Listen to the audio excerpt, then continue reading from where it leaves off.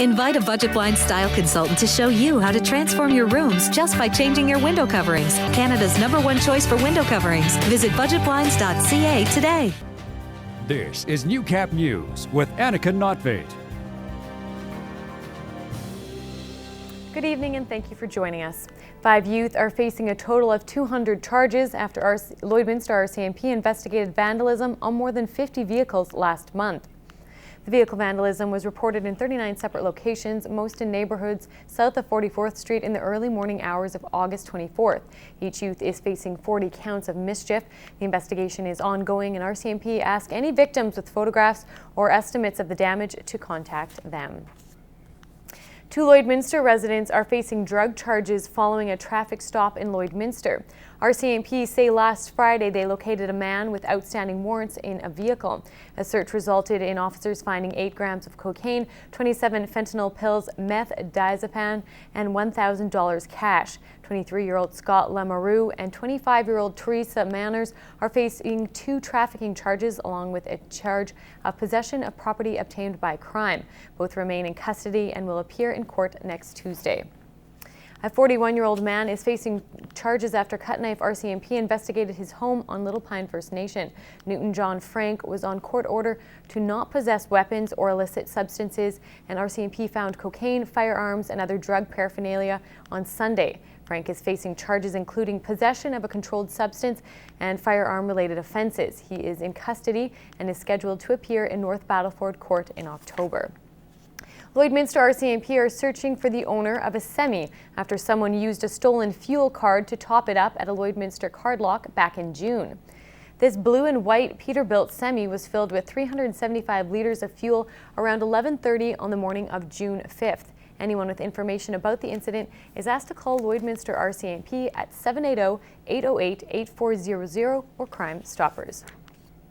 If you haven't filled up recently, now might be a good time to do so, as gas prices are expected to jump up by about 12 cents a litre in the next day or two. In fact, some stations in Lloydminster have already raised their prices. Petroleum analysts say the increase comes from a lack of U.S. production.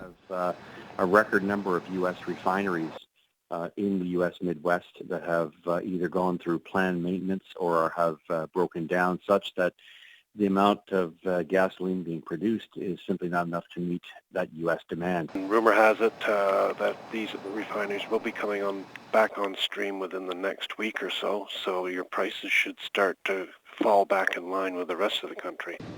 At the moment, it's tough for analysts to get a precise idea of what's going on in Canada's petroleum industry simply because of a lack of available information. We are also not seeing anything from Natural Resources Canada, where there has been absolutely no information on supply and demand or prices, at least since the end of July, reflecting the fact that we've been in a very long, prolonged federal election. As of right now, some stations are still sitting around the $1 per litre mark.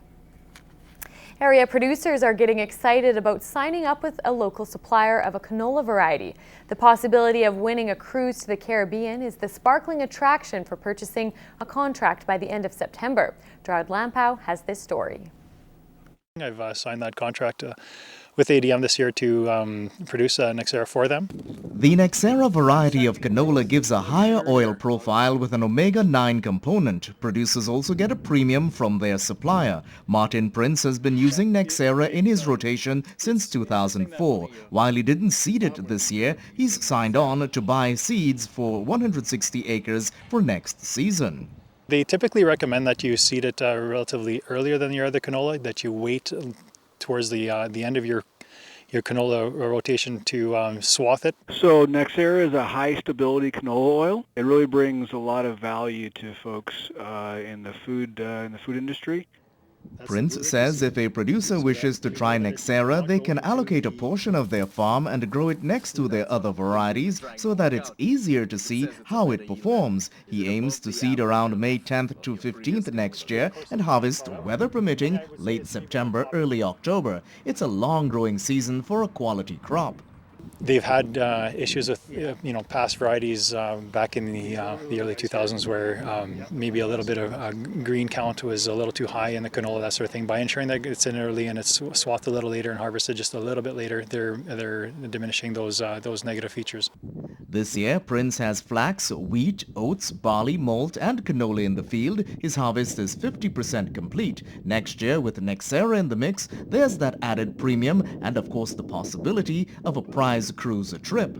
So if a producer signs up a quarter section or 160 acres or more, then they get entered for our Cruising for Profits giveaway. And so that's a trip for two for a Caribbean cruise. You have the opportunity of potentially, if all the stars align, to maybe have access to a trip.